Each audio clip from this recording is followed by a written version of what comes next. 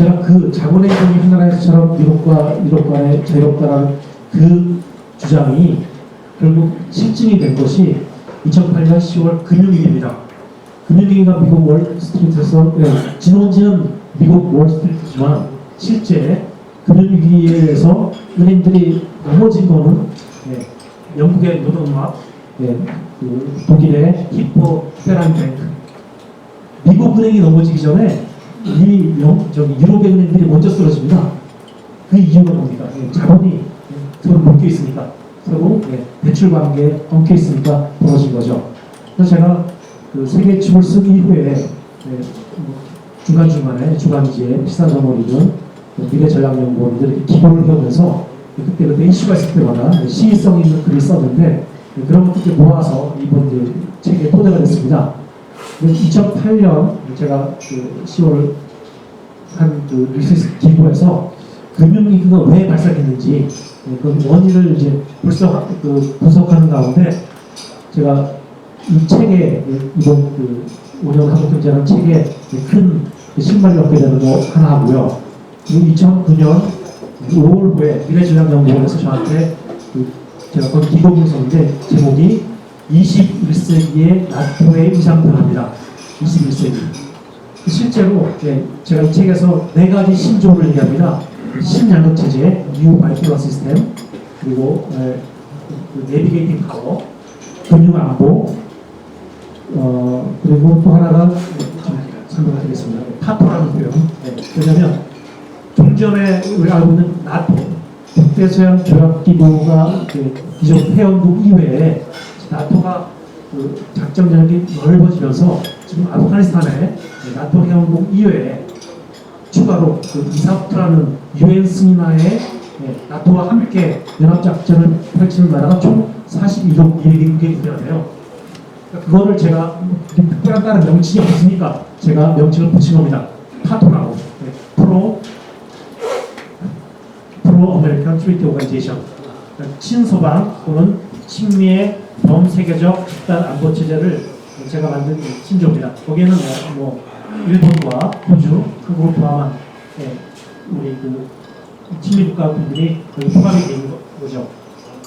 그러면 양극 체제는 그 상대가 있어야 되는데 그 상대가 어디냐? 구체적으로 제가 SCO 상하이 커퍼레이션 오가니제이션 해가지고 우리가 상해 협력 기구라고 번역을 합니다. 상해 협력 기구 새로운 대인 양상이다라고 보는데 먼저 말씀을 드리면 상해 협력 기구 쪽에 기울는 국가들이 어디냐? 이란, 시리아 같은 아랍의 반서방 국가, 베네수엘라, 콜롬비아, 페루, 브라질 같은 남미의 반미성향 국가, 그리고 아프리카에 있는 중국, 이란권에 있는 특히 수단, 앙골라, 잠비아, 남아공들이 SCO 쪽에 친 SCO적인 성향을 띠고 있습니다. 실제로 SCO가 처음 생긴 것은 이렇게 크게 확대될 줄 몰랐습니다. 1996년 당시 창설된 당시에는 이 6개의 나라죠. 러시아, 중국, 카자흐스탄, 키르기스탄, 파키스탄, 우즈베키스탄 이게 정예국이었는데 당시 1996년 창설 당시에 이 국가들의 이해관계는 에너지 자원을 확보하는 중국, 그리고 소련의 영화를 차지하는 러시아, 그리고 이 국가들 서구식 민주주의와 자본시장으로부터 체제 유지의 필요가 있는 중앙아시아 국가의 구심력 그런 것들 결집을 시켰다는 얘기인데 그게 한 가지 더해져서 금융위기 이후에 어떤 일이 벌어졌느냐? 금융위기 이후에 바로 2008년 그 국제올림픽이 벌어지는 그날, 바로 그날 러시아가 보르시아를 침공을 하죠. 한번 푸틴이 어깨를 한번 펴본 겁니다. 결과가 뭐였나요? 서구 자본이 러시아 증시에서 돈을 빼버리니까 증시와 함께 유분이 폭락을 했습니다. 러시아가 봤을 때 러시아가 그 푸틴 체제에서는 나름대로 국부를 쌓아서 했다고 하는데 그 러시아 혼자로는 그 나토 세력을 상대할 수가 없게 되는 거죠. 또 한 가지 그리고 중국이 이제 경제적으로 보상을 하게 되니까 그러니까 목소리를 높을 기회를 잡은 중국 그리고 말씀드린 대로 러시아의 무력감 같은 걸 느꼈기 때문에 더 SCO의 결속이 강화되는 배경이 되는 것입니다. 근데 지금 제가 봤을 때 신양극 체제, 그럼 어디가 그 전선이냐, 어디가 대립하는 지역이냐, 예, 제가 전 세계적으로 네 군데를 말합니다. 대표적인 곳이 아프가니스탄이에요. 아프가니스탄. 우리가 신문지상에 보는, 국제 정치에서 보는 아프가니스탄에서의 그 나토군 또는 파토 내의 작전 활동은 테러와의 전쟁이죠. 우리가 알고 있는 건 신문지상에 나오는 거나 테러와의 전쟁입니다. 탈리반, 알카이다가 주적입니다. 하지만 제가 말하는 신양극 체제에서의 아프가니스탄은 그곳이 바로 파토와 SCO의 대립적입니다. 단순히 이해관계를 떠나서 지정학적으로 대립적인 지역입니다. 아시는 것처럼 소련이 10년간 79년부터 89년까지 아프가니스탄에서 주둔을 했지만 실제로 점령만 했지 승전을 한 건 아니죠. 완전히 제압을 한 건 아니죠. 그런 건 나왔습니다. 결국 지금 아프가니스탄이라는 전장은 구소련이 자기들의 전장이었던 거죠. 거기서 파토 세력, 나토 세력이 승승장구할 것을 환영할 이유가 없다는 것이고 큰 패스가 있는 것이고, 또 하나는 아프가니스탄이 중국의 진장성, 신양과 국정을 맞대고 있습니다. 항상 그전 부시 첫 번째 부시 대통령부터 냉전 이후에 중국이 주장하는 것에 대해서 미국이 갖고 있는 큰 전략 중에 하나가, 스트래티지 중에 하나가 미국의 중국에 대한 포위 정책입니다. 실질적으로 지금 경제적으로 서로 이대가 깊어지고 있고, 서로 그래서 우리가 군사적인 대립 같은 거는 많이 제외하고 있습니다만, 실제로 지금 우리가 경제적인 문제가, 미국 주도의 경제적인 문제가 중국과 러시아를 위시한 SCO 세력에 더 반기를 드는 그런 양상을 하고 있습니다. 러시아 입장에서는 남진 천함용이라는 것이고, 중국 입장에서 그런 이해관계가 아주 떨어진다는 거죠. 제가 책에서 소개하는 또 다른 신조가 내비게이팅 파워입니다.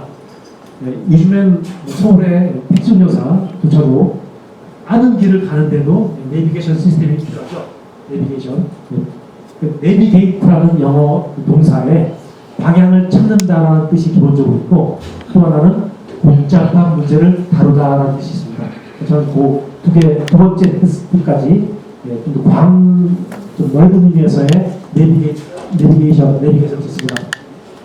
조셉 나이 교수가 우리 국제학에서 파워는 국제분에서의 권력은 3중 체스판과 같다 해서 Three Dimensional Chessboard라고 표현을 했는데, 그 중에서 이제 사람들한테 특별히 어필했던 거는 군사나 경제력 같은 거는 우리 아는 측면이지만 소프트 파워 세 번째가 바로 생각의 힘, 효과적인 외교의 힘, 나라의 국제적 내력 여부라고 얘기했습니다. 이게 이제 소프트 파워의 개념인데, 저의 이제 내비게이팅 파워는 금융 패권, 금융 이후에 금융 패권을 지기 위한 방편으로서의 그 기본 요건이 내비게이팅 파워라고 제가 얘기하고 있습니다.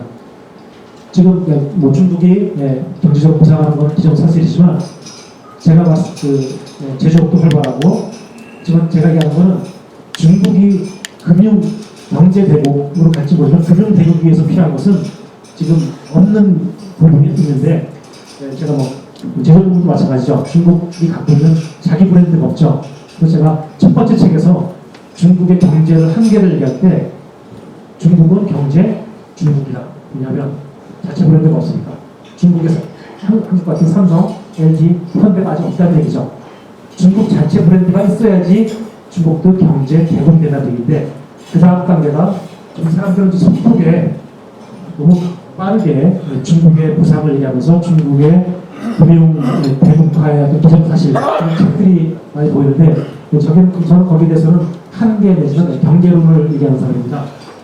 국제신용도라는 것은 민주적인 가치, 문화적 정신이전에 대한 관심, 인권 존중을 포함, 이게 복합적인 것에 나오는 거죠. 그래서 제가 중국이 갖고 있지 않은 회사 중에 하나가 세계적인 보험회사 탑10이 이제 책에 소개가 되는데, 탑10 중에 네 번째가 일본 회사가 하나 있고 나머지는 다 서구 회사입니다. 잘 아시는 것처럼 신용카드 회사, 신용이라는 크레딧 카드잖아요. 크레딧 신용. 국제 신용도라는 게 중국이 국제 금융 대국으로 인정을 받으려면 세계적인 보험회사가 있어야 되고, 중국 이름에 세계적인 신용카드 회사가 있어야 된다는 얘기죠. 근데 아직까지 거기에 못 미치고 있습니다. 그러면 그 내비게이팅 파워, 약식으로 내비 파워의 그 정의를 먼저 말씀드리면 내비 파워의 핵심